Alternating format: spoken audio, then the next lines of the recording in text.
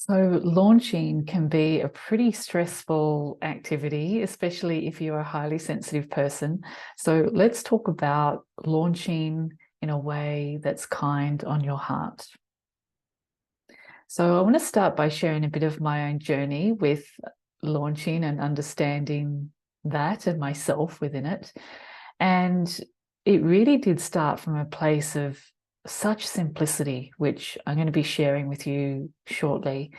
3 simple steps, really very much based on observation of what was going on around me and doing some basic checks and measures to confirm whether or not, have I cultivated fertile soil for this program? Um, my own journey has also, and the changes I've decided to make in how I launch have also been informed by my firsthand experiences as someone else's audience member and noticing what I like and don't like and things like that. And this sort of motto comes to mind a lot for me, which is market unto others as you would have them market unto you. And this is such a good sort of rule of thumb to be thinking. To me, it's pretty obvious, but I think a lot of people end up marketing in a way that they actually don't like to be on the receiving end of. So keep that in mind. So what I also noticed is that there has been very fast uptake of my offerings when I am truly following my human design strategy. And the times where I thought I was, but I kind of taught myself into that I was, those offerings have had such a stark, different response, as in no response, no uptake. So it's been really interesting to watch how that has played out. And then more recently, I put it like this: it's like I stepped into a new way of thinking about me and myself within my business. And I feel like with this new level that I stepped into, there was like a new devil, so to speak. And, before I'd been very much just focused on the simplicity and the practical things of launching. But with this sort of new stepping up and thinking bigger about things and about my business and what's possible, I have found that I needed to upgrade to a whole new way of thinking and being when it comes to launching. So I'll share a bit about that as well. So the very simple thing that I started with in terms of launching was I just summarized it like this: write, observe, invite. So the first part, write, which could also be record, a video, whatever.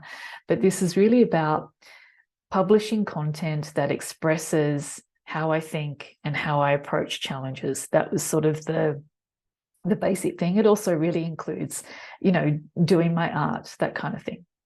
And then the next step is really just casually observing and noticing which content pieces received attention and who interacted with them. So it's sort of like, it is this sort of like this publishing of things, expressing myself, and then the casual observation. So it's not necessarily, what's happening. And it's more like just enjoying the process and then looking back and going, hey, that went really well, by using some of those suggestions that we've just been through and creating offers in response, and then noticing who interacts with them. That was also a very important part in the beginning for me. And I think it's something that I do recommend for people even now.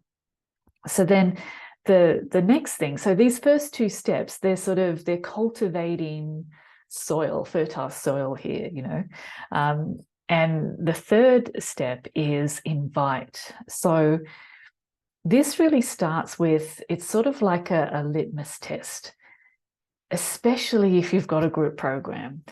So let's say you have a group program and you're thinking, yeah, like I see, maybe this is for 8 people or something like that. And then can you write down a list of 8 people's names who you think they would be good for this. Oh yeah, and then. Because if you can't, then that's very telling. It really says that there's not enough soil cultivated here. There's not really an audience. So this offering is probably a bit premature. That's what it tells me. So that's a big one. It's like, can you write down a list of names? Now, you could go to that next step, because those names, it doesn't necessarily mean that those people, they're definitely the ones for the thing that you're offering. But it is indicative, right? But you can then go to the next step if you feel to then individually speak to those people, like reach out by email or whatever mode that you like to use, and say, hey, I've got this offer and I just really thought you'd be good for it, and I'd love to have you in it because whatever reason, because, right? So that's what you can do. There's something I will add that I did in the early days when I was first doing group programs, is because it was more important to me to experience myself in leading the program and getting some experience with that. That was more important than like it making a lot of money or it making sales. So there was an occasion where I'd invited people to join this program, and then there were some that hadn't gone back to me, and so I was like, I wonder why they haven't got back. And I tried to sort of tune into the possible why. And for a couple of them, I felt like very strongly that it was the money situation, So I ended up contacting them like individually and saying, look, I found a nice way to say, look, just in case this helps, I'd really like you to be, well, I think I said something like, I'd love you to be part of this. And so if the finances are getting in the way at all, I want to offer you a pay what you can. And a couple of them took it up, and so I gave them at that time just a PayPal, like my PayPal me link, so they could just pay whatever they wanted, basically. But the ones who did that, each of them ended up paying in full in the end, which I didn't even expect, So they paid a little bit to get started, and then they actually kept, they made another 2 or 3 payments. And I just thought, wow, like that was just awesome. I mean, I wanted them in it anyway, but I thought, isn't that interesting that I was just like willing to like, no, just come, because I just want to have this. I just want this creation to exist, Right. So the next thing that I have found is incredibly valuable and really brings the pressure down in terms of launching is the pre-launch practice. So many people skip this stage altogether, and as a result, launching feels like a long, intense, anxiety-filled affair, and that was certainly me initially. But essentially, the pre-launch period is that period of time where there is no link available to buy for your offering. So you may well be working on it, you may be talking about it, but there's no actual link to buy yet. No action can be taken. And I find I love this period so much because there is such freedom in this space to be fully self-expressed without being, having that tension around, has anyone signed up yet? Has anyone signed up yet? So really beautiful time. And the way I try and work it now is just to have that pre-launch period as long as possible, even like 4 weeks maybe. And that can be while I'm creating the offer as well. And then to have the actual link available for maybe just 2 weeks or something like that. So examples of pre-launch activities. I stumbled across this just naturally. It was like I have this tendency to just share what I'm working on, especially when it comes to like a tiny course or something. It's like, it just fuels me. And there's just often something as I'm going along that I feel like, oh, I want to share this, like whether it's a slide that I find that I think, oh, I love that slide, I'm going to share that. That's really helpful. Or there's been times where I've been like, I feel like there's a gap in my understanding of where people are at, what they really need in this little section here. So that's when, you know, going back to, I mentioned the use of polls, you know, asking people a certain question, and that can really help both fill in the gap of like audience intel that there has been as I create the offer. It also brings this casual awareness to the offer. And yeah, it's just a really nice thing. And I've had people in those times going, when this is available? Like, I want to know about it. Other things you can do is write a blog post related to your offering, which will help with future discoverability. Same with publishing a YouTube video that relates somehow to your offering. You can also be interviewed. The way this has played out for me sort of more recently is when I had when I was working on my book and the lead up to that being available, I let people know that I was available to be interviewed. And when people, because, you know, every month or so I will get someone who wants to interview me. And so what I worked out is, okay, well, so that all the interviews don't sound the same, I'm going to sort of direct people to we'll choose a topic, like one of the chapters in the book. So that's worked really well as well. So there's probably a bunch of other things that you could possibly do, but this is really the period to have fun, to be you, to be fully self-expressed, and really enjoy that time where no one can take any action. It's actually so much fun. So then coming to like my more recent experience, and the big awareness that I have had is this tension that there is around the due date, you know, the launch date, and the things that, you know, where does this tension come from? And I realized that it's like the tension comes from this, essentially this quest to avoid shame or embarrassment or any of those bad emotions, and this sort of subconscious thinking that what if only one or none enroll? What then? You know, what does that mean for me? And so the big epiphany for me is that I don't need to protect myself. I don't need to protect myself from these sort of, you know, unpleasant emotions. Like, all emotions are welcome, and my body has the technology to metabolize these emotions. So I can step forward. I can face things. I don't have to go around protecting myself and trying to, you know, do all these things so I don't experience shame. So this necessary shift in perspective that has been necessary for me, and perhaps maybe you, is this shift in thinking, like from, what if none or one or none sign up, to what if I decided I were committed to this creation, this offering, no matter what?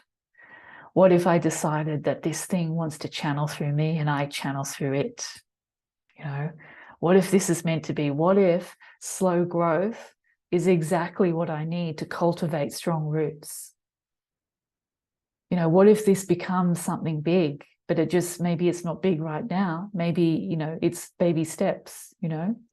And this realization that these arbitrary deadlines and numbers, you know, it's got to happen by this date, and it's got to be this number, and that's got to be that dollar amount, whatever, ultimately leads to believing I've not hit the goal, if those are so definite. So the big shift in thinking for me is, what if I didn't put a number on success? What if, yes, I could look at the numbers later on after the whole thing has taken place and said and done and finished, and look at those numbers and whatever. But what if in that launch period, what if there were no number? What if every person that showed interest or every person that enrolled was just seen as, wow, a blessing? Like, these are the baby steps of this little creation that is going to come big. And knowing that in my case, I've created it in response, I've followed my strategy, And so, you know, I'm going to trust this, and it may not be bigger than Ben-Hur this first time round, but I'm going to learn so much from this experience and how to further develop it and grow it and things like that. So this shift in perspective has been so helpful for me, and it's brought this tension around launching down so much. And you know, I don't know whether I'm never going to experience zero tension with launching, but I think these more essentially mindset shifts and shifts in perspective can just be so helpful, you know.